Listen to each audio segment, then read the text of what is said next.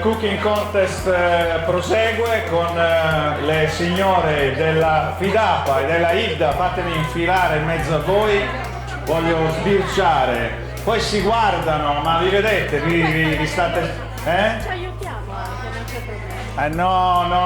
No, la sfida è sfida, la sfida deve essere sfida. Non dovete aiutarvi assolutamente. Come procede? Bene, grazie, siamo a buon punto.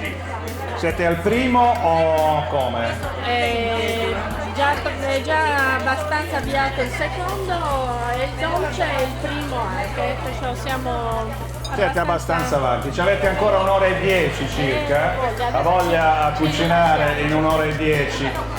Durante la giuria, quando la giuria sarà seduta a quel tavolo sarete meno rilassate perché vedremo che cosa succede. Signora meravigliosa Mancini, Sì. questa è la vera signora Mancini. No, tutte quante sì. Perché l'altra è là, la signora Laura, però la vera Mancini è qua. Signora, come La procede? vecchia.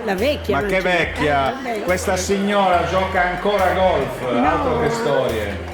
Ci dica come sta andando, signora Mancini? Bene, va tutto benissimo, siamo anzi abbastanza avanti. Bene. Pensate di vincere?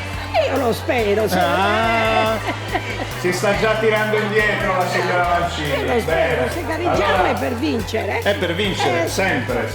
Buon divertimento ancora donne, spero che vi stiate divertendo. Bene.